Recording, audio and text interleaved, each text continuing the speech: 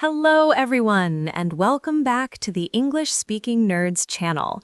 We are so genuinely happy that you are here with us right now. I'm your host, Maya. And I'm John. And if this is your very first time joining us, oh my goodness, welcome. Seriously, welcome to what might just become your favorite place on the entire internet to improve your English. This channel is built on one simple idea: real English for real life. No textbook stiffness, no robotic drills, just natural, confident, expressive English that actually works in the real world. And that is the heart of everything we do here. So whether you have been watching us for months or you literally just discovered this channel 2 minutes ago, we are so glad you clicked. You made a great choice today. Now, before we go anywhere, we have one small but truly important favor to ask. If you have not subscribed to this channel yet, please do it right now. Just find that subscribe button, it's right there, and press it. Then tap the bell so you get notified every single time we release a new episode. We put everything into these videos, every script, every example, every conversation. It's made with love, and it's made for you. So please, be part of this family. Subscribe, and let's build something great together. We mean that from the bottom of our hearts. Every like, every comment, every subscriber genuinely keeps this channel alive and growing. So if this channel has ever helped you feel more confident in English, please show us some love right now by hitting that like button.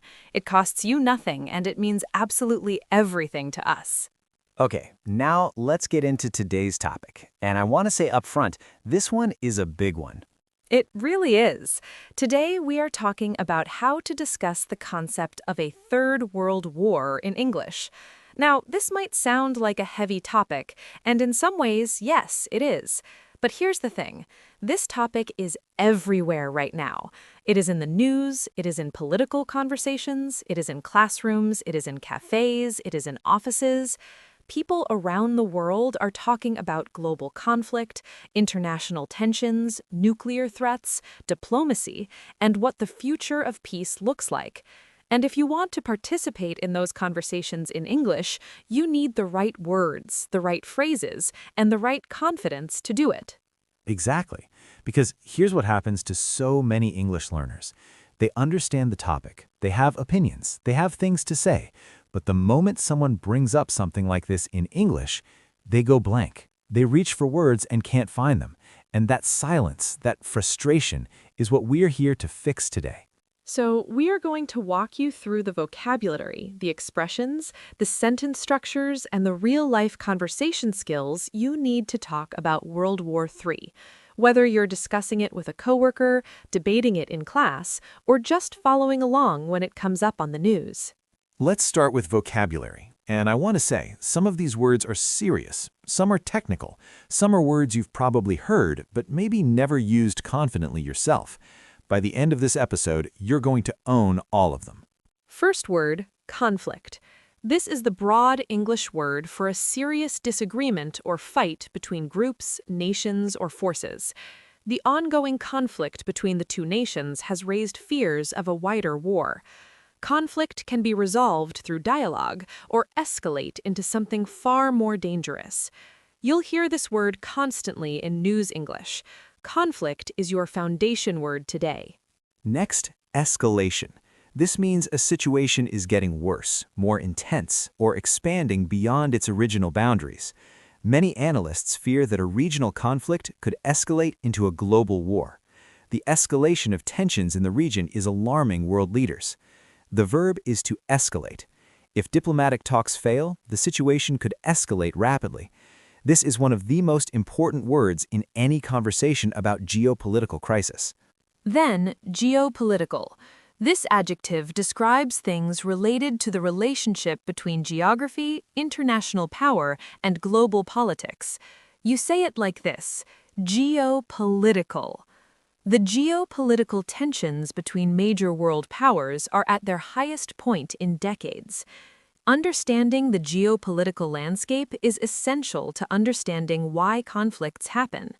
This word will immediately make your English sound sophisticated and informed.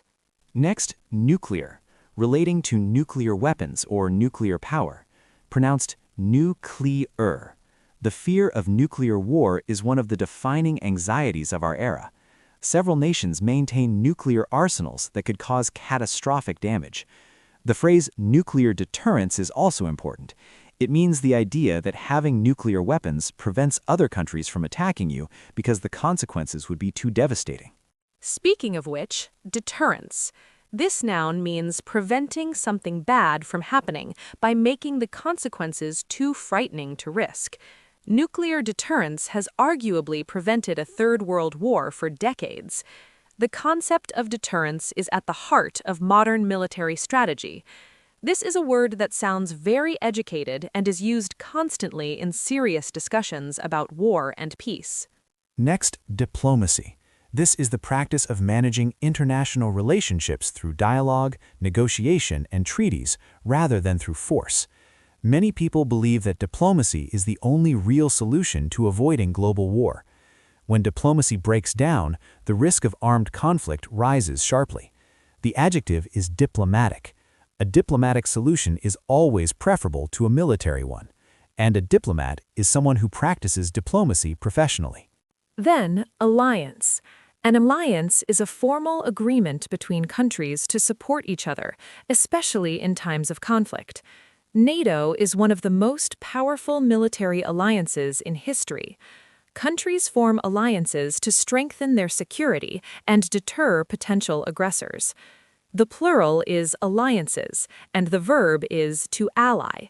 Several nations allied against a common threat. And this connects to the next phrase, proxy war. This is a very important concept in modern conflict discussions. A proxy war is a conflict where two major powers support opposing sides in a smaller country's war, rather than fighting each other directly. Some analysts describe recent conflicts as proxy wars between global superpowers. Proxy wars allow powerful nations to compete for influence without direct military confrontation. If you can use this term naturally, people will be genuinely impressed by your understanding of the topic. Next, sovereignty. This means the full right and power of a country to govern itself without interference from outside forces. The invasion violated the sovereignty of the nation. Sovereignty is one of the most fundamental principles of international law. This word comes up constantly when people discuss why wars start and what makes them unjust. Next, civilian casualties. This phrase refers to ordinary people, not soldiers, who are killed or injured during war. The bombing resulted in devastating civilian casualties. Civilian casualties are considered war crimes when they are deliberate. This phrase is essential for discussing the human cost of war with sensitivity and accuracy. And humanitarian crisis. This describes a situation where large numbers of people face extreme suffering, hunger, displacement, injury, often as a result of war. The conflict triggered a severe humanitarian crisis in the region. International organizations are responding to the humanitarian crisis on the ground. The word humanitarian itself means relating to human welfare and the effort to help people in need. Now, let's talk about some really important phrases for expressing opinions and perspectives on this topic. Because talking about World War III isn't just about knowing the facts. It's about being able to say what you think, what you fear, what you hope for in fluent and thoughtful English. And this is where so many learners struggle. They know the topic, they have feelings about it, but when it comes to expressing those feelings in English, they default to very simple phrases like, I think it is bad, or war is dangerous. And of course that is true, but fluent English gives you so much more power to express the complexity of how you really feel. So here are some phrases for expressing concern, opinion, and hope on this topic. First, I find it deeply troubling that. This is a beautiful, expressive way to say something worries you. I find it deeply troubling that diplomatic communication between major powers seems to be breaking down. This phrase shows intelligence and emotional depth. Then, what concerns me most is... What concerns me most is not any single conflict, but the pattern of escalation we are seeing globally. Use this to highlight the specific aspect of an issue that worries you. It sounds incredibly natural. There is a real risk that. This is a measured, thoughtful way to point out a danger without being alarmist. There is a real risk that a miscalculation by one side could trigger a chain reaction that no one wants. This shows you are analyzing the situation, not just panicking. I genuinely believe that. This phrase signals that you are about to share a personal conviction. I genuinely believe that no global power actually wants a third world war. The economic and human costs would be unimaginable. The challenge is getting there through diplomacy. From a historical perspective, this is a great phrase for bringing in knowledge and context. From a historical perspective, most wars began not because leaders planned them, but because small events escalated beyond anyone's control. That is what makes today's tensions so worrying. It is worth considering that. This is a sophisticated phrase for introducing a nuance or a different angle. It is worth considering that behind every geopolitical conflict are real people, families, communities, whose lives are destroyed regardless of which side wins. Now let's build a full, natural conversation using all of this. Imagine two friends. One is very engaged with international news, one is less informed but curious. I'll be Alex, who follows geopolitics closely. Maya will be Sophia, who is just starting to learn about the topic. Alex, I've been seeing so much on the news about the possibility of a third world war. Is it something we should actually be worried about, or is it just media hype? That is such an important question, and honestly, there is no simple answer. I think the concern is real, but it is important to understand why. What we are seeing right now is a level of geopolitical tension between major world powers that we have not seen in decades. Relationships between the United States, Russia, and China are more strained than at almost any point since the Cold War. And when you add regional conflicts into the mix, there is a genuine fear that things could escalate in ways that are hard to control. When you say escalate, what exactly do you mean by that? So escalation basically means a situation getting bigger and more dangerous step by step. Think of it like a ladder. A conflict might start small, a border dispute, a cyber attack, a political assassination, and each side responds. Then the other side responds to that response. And suddenly what started as a regional issue becomes something involving multiple nations and alliances. That ladder is what people mean when they talk about escalation. And the fear is that once you start climbing it, it becomes very hard to come back down. That is a scary way to think about it. And the nuclear question, I hear people say things like, nuclear deterrence keeps us safe, but does it really? This is one of the most fascinating and genuinely frightening debates in international relations. The theory of nuclear deterrence is that no country will ever launch a first nuclear strike because they know the other side will respond with equal or greater force, what strategists call mutually assured destruction. The idea is that the consequence is so catastrophic that no rational leader would ever start it. And for decades, that logic has arguably held. There has not been a third world war since the invention of nuclear weapons, and many scholars believe deterrence is why. But, and this is the deeply troubling part, deterrence relies on rationality. It relies on clear communication between sides. It relies on functioning diplomatic channels. And there are scenarios where it could break down, a miscalculation, a technical error, a leader who feels cornered and desperate. Historically, wars have often started not because anyone planned them, but because of accidents and misread signals. And that is what worries people the most. Not that someone will choose nuclear war, but that someone might stumble into it. I never thought about it that way. I always assumed it was about one country deciding to attack another. But you're saying it could happen almost by accident? Exactly. And from a historical perspective, this is actually the more common pattern. The First World War is probably the best example. Almost no one expected or truly wanted a global war, and yet a single assassination in Sarajevo triggered a chain of alliances and escalations that killed millions. The mechanisms were already in place. The tension was already there. All it took was one spark.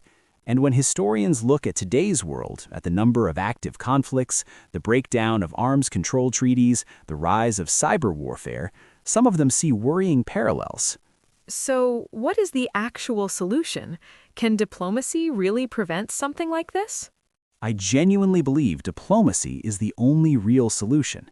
Military deterrence may prevent a war from starting, but only dialogue and cooperation can build the kind of trust that makes peace durable.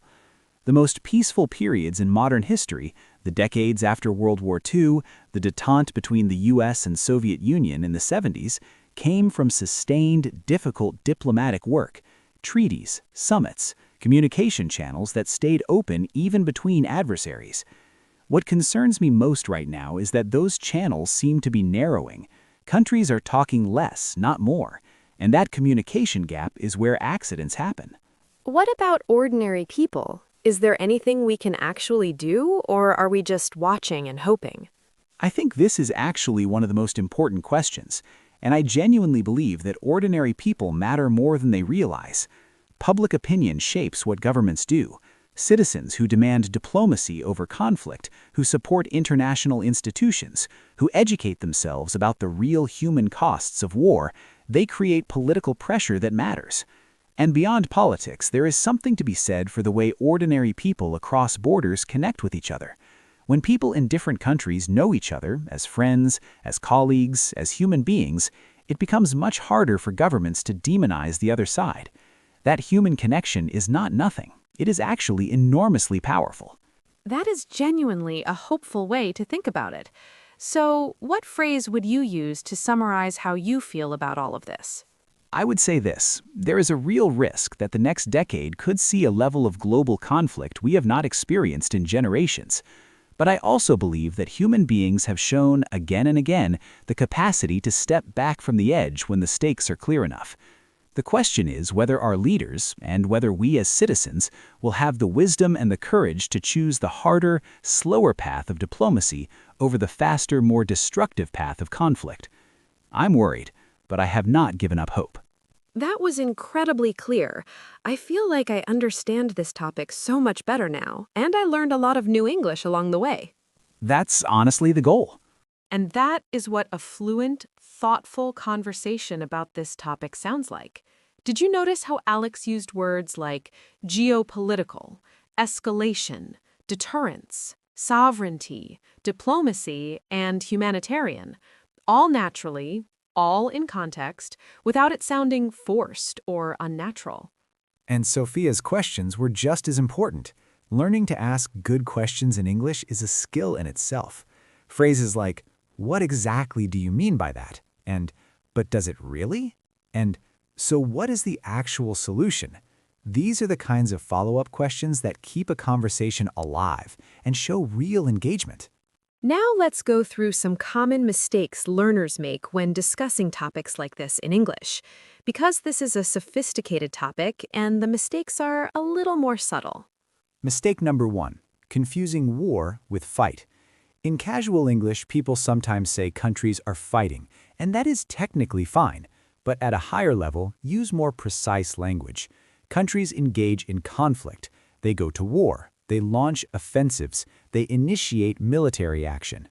Two nations are engaged in an armed conflict sounds much more fluent than two countries are fighting. Mistake number 2, overusing the word big when describing conflicts or consequences. Don't say, "It will be a very big war." Instead say, "It would be a catastrophic conflict," or "the consequences would be devastating on a global scale."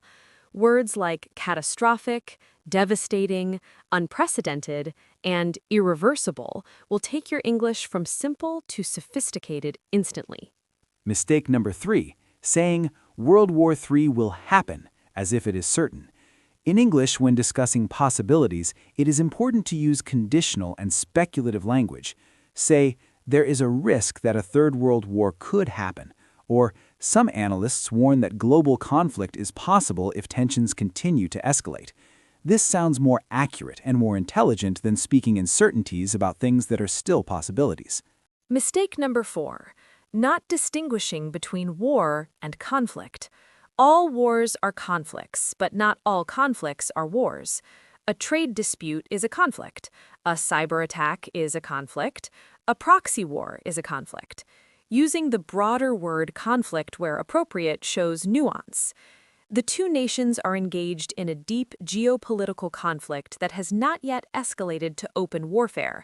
That sentence is much more precise than simply saying they are at war.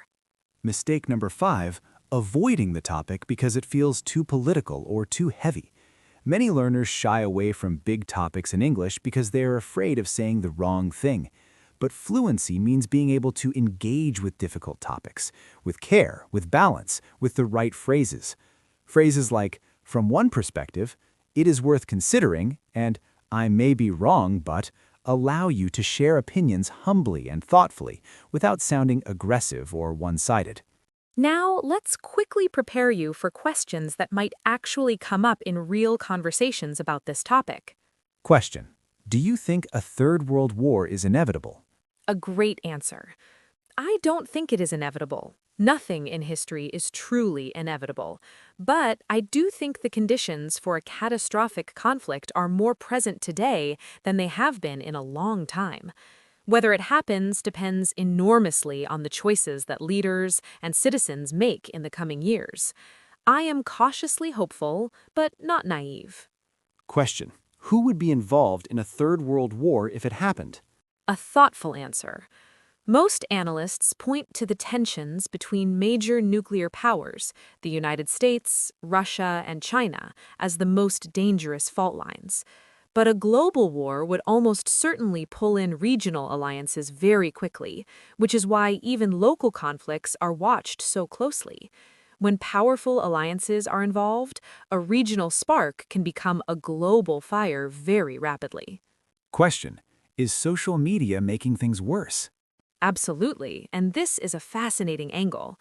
There's a real argument that social media accelerates the spread of misinformation during international crises, which makes it harder for governments to de-escalate and harder for ordinary people to separate fact from propaganda. At the same time, social media also connects people across borders in ways that can humanize the other side. It's a double-edged sword. It can inflame conflict, or it can build bridges, depending on how it's used. And finally, what can ordinary people do? Stay informed, and I mean genuinely informed, not just from one source or one perspective. Support leaders and policies that prioritize diplomacy. Engage with people from other countries and cultures. Challenge the demonization of whole nations based on the actions of their governments, and never stop believing that peace is possible, because historically, the people who believed most strongly in peace were often the ones who helped create it. And with that, let's bring everything together. Your key takeaways from today. Master your core vocabulary. Words like conflict, escalation, geopolitical, nuclear deterrence, diplomacy, alliance, proxy war, sovereignty, civilian casualties, and humanitarian crisis are your toolkit for this topic. Know them, use them, own them. Use sophisticated opinion phrases. I find it deeply troubling that. What concerns me most is there is a real risk that, from a historical perspective, these phrases elevate your English from basic to genuinely impressive. Balance concern with hope. Fluent English speakers on serious topics don't just express fear or doom. They acknowledge complexity, offer perspective, and leave room for solutions. That balance is a hallmark of thoughtful, mature English. Use conditional language for uncertain events. Could happen. There is a risk. Some analysts warn. These phrases sound accurate and intelligent. Avoid speaking in certainties about things that are still possibilities. And finally, do not shy away from difficult topics. The ability to discuss challenging, complex, real-world topics in English is what separates a basic communicator from a truly fluent one. You are capable of that fluency. Today's episode just proved it. Now it's your turn. In the comments below, write 2 or 3 sentences sharing your perspective on global peace and conflict in English. Use at least 2 of the vocabulary words from today. We read every single comment, and we absolutely love watching you practice. And if this episode gave you something valuable, please give it a thumbs up right now. Share it with someone who's working on their English. Send it to a friend, a classmate, a study partner. Every share helps one more learner find their voice, and that matters deeply to us. And if you're not subscribed yet, please, we're asking you with everything we have, hit that button and turn on your notifications. We believe in you. We believe in your ability to speak English with confidence, with intelligence, with genuine power. And we're going to be right here every step of the way. We'll see you in the very next episode. Until then, stay informed, stay curious, and remember, your voice deserves to be heard in every language, including English. Find your words, use them with courage. See you next time. Take care of yourselves, and take care of each other.